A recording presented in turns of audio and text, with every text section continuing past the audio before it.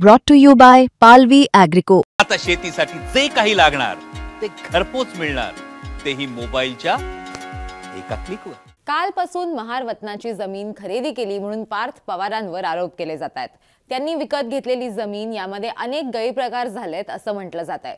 1800 कोटींची जमीन ही 300 कोटींना घेतली, स्टॅम्प ड्युटी फक्त 500 रुपये भरली वगैरे वगैरे। पण महारवतनाची जमीन म्हणजे नेमकं काय ते आपण सोप्या शब्दात या व्हिडिओतनं समजून घेऊया आणि नेमकं पार्थ पवार जमीन घेताना कुठे आणि कसे फसले, त्यांच्यावरती जे आरोप केले जात आहेत ते नेमके काय आहेत हे सुद्धा समजून घेऊया। नमस्कार, मी देवयानी आणि तुम्ही बघताय मुंबई तक। देशाला स्वातंत्र्य मिळण्यापूर्वी इंग्रजांचं सरकार असताना ब्रिटिश कायद्यानुसार महार समाजाला शासनाची सेवा करण्याच्या बदल्यात मिळणारी जी जमीन असायची तिला महारवतन जमीन असं म्हणायचे। या जमिनीच्या बदल्यात महार समाजाला गावातील सार्वजनिक सेवा आणि सरकारी कामं करावी लागत असायची। पण या व्यवस्थेमुळे त्यांच्यावरती शोषण होत होतं असं म्हटलं जायचं आणि म्हणूनच महाराष्ट्र सरकारनं 1958 मध्ये वतन निर्मूलन कायदा आणून या जमिनी ताब्यात घेतल्या। या जमिनी ताब्यात घेताना सरकारनं संबंधित कुटुंबियांना वारशांना मोबदलाही दिला। राजाची सरकारची चाकरी करणाऱ्या व्यक्तींना किंवा जनतेची कामं करणाऱ्या व्यक्तींना पूर्वी राजांकडून ब्रिटिश सरकारकडून जमिनीची मूळ किंमत न देता त्यांच्या चाकरीबद्दल बक्षीस म्हणून जमिनी दिल्या जायच्या। या जमिनी चाकरी करेपर्यंत वंश परंपरागतरित्या त्याच मूळ व्यक्तीच्या कुटुंबातील व्यक्तींना वारसा हक्कनं कसावी असं अपेक्षित होतं।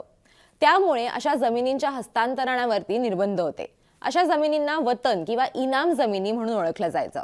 महाराष्ट्र राज्याच्या निर्मितीनंतर 1963 दरम्यान इनाम आणि वतन शासनानं रद्द केली। वतन रद्द केल्यानंतर विशिष्ट नजराणा रक्कम भरून घेतल्यानंतर सदर वतनाच्या जमिनी या माजी वतनदारांना अविभाज्य नवीन शर्तीच्या अधीन राहून पुनर्प्रदान करण्यात आल्या।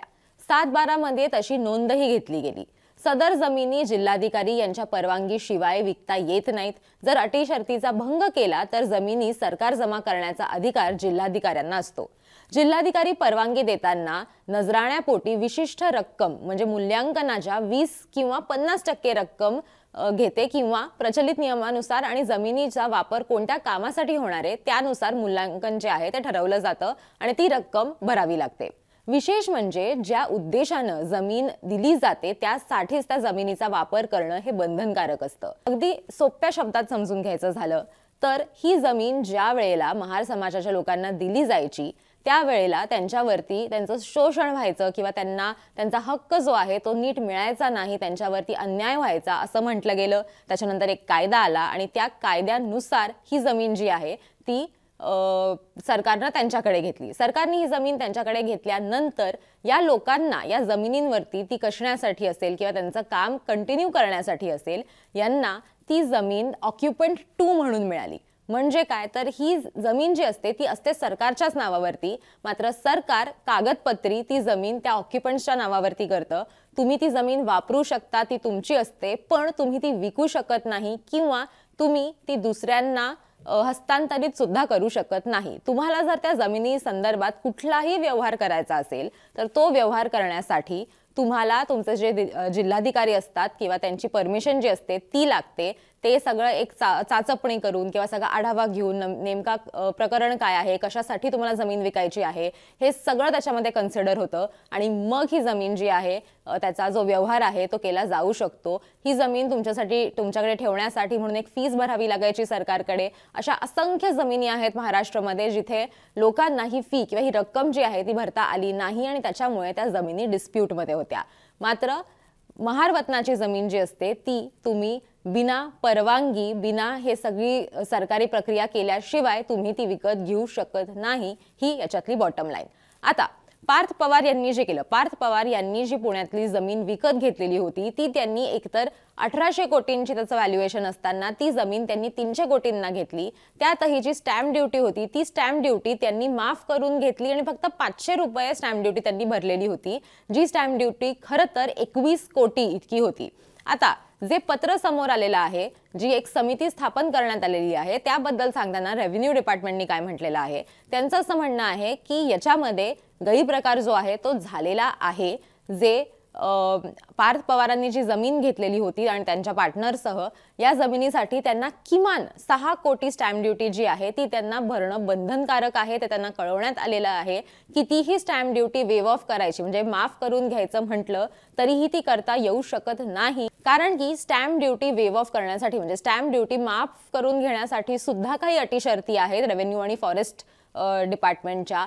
त्या अटी शर्ती लागू होऊन मगच तुमची जी माफी आहे ती केली जाते स्टॅम्प ड्युटीवरती. पण पार्थ पवार यांच्या या केसमध्ये मात्र असं झालेलं नाहीये. त्याच्यामुळे त्यांना किमान 21 कोटी जी सांगितली जाते रक्कम त्याच्यातली किमान 6 कोटी रक्कम तरी त्यांना स्टॅम्प ड्युटी म्हणून भरावी लागणार आहे. आता या सगळ्या प्रकरणाची चौकशी सुरू आहे. एक समिती स्थापन करण्यात आलेली आहे आणि ती समिती 8 दिवसांच्या जो अहवाल आहे तो सादर करेल असं म्हटलं जात आहे. आता महार वतनाच्या जमिनींचा जो मुद्दा आहे त्या मुद्द्यामध्ये जसं म्हटलं की पार्थ पवार यांनी जी जमीन घेतली त्याच्यासाठी त्यांना कलेक्टरांची म्हणजे जिल्हाधिकाऱ्यांची त्याच्यामध्ये त्यांचा हस्तक्षेप होणं, त्याची चाचपणी होणं, त्याचा आढावा घेऊन त्याचं हे सगळं काम बघून मग हा व्यवहार जो आहे तो होणं अपेक्षित होतं. मात्र ही अख्खी प्रोसेस जी आहे ही नीट झालेली नाही असा आरोप पार्थ पवार यांच्यावरती करण्यात येतोय. त्यामुळेच हे प्रकरण सध्या चांगलंच गाजतंय. याच्यामध्ये अजित पवार ज्यांचे पार्थ पवार हे चिरंजीव आहेत त्यांची सुद्धा प्रतिक्रिया आलेली आहे. उपमुख्यमंत्री अजित पवार असं म्हटलेले आहेत की ज्या वेळेला माझ्या कानावरती ही गोष्ट पडलेली होती त्यावेळेला मी हे म्हटलेलो होतो की कुठल्याही चुकीच्या पद्धतीनं काम केलेलं मला चालणार नाही. माझ्याकडे सगळी माहिती नाहीये, ज्यावेळेला माझ्याकडे सगळी माहिती येईल ती माहिती माझ्याकडे आल्यानंतर मी माध्यमांशी येऊन बोलेन आणि याच्यावरती जे स्पष्टीकरण आहे ते देईन असं अजित पवार यांच्याकडनं सांगण्यात आलेलं होतं. तुम्हाला या सगळ्याबद्दल काय वाटतं ते मला कमेंट करून नक्की सांगा आणि असेच व्हिडिओज बघण्यासाठी मुंबई तकला सबस्क्राईब करायला विसरू नका.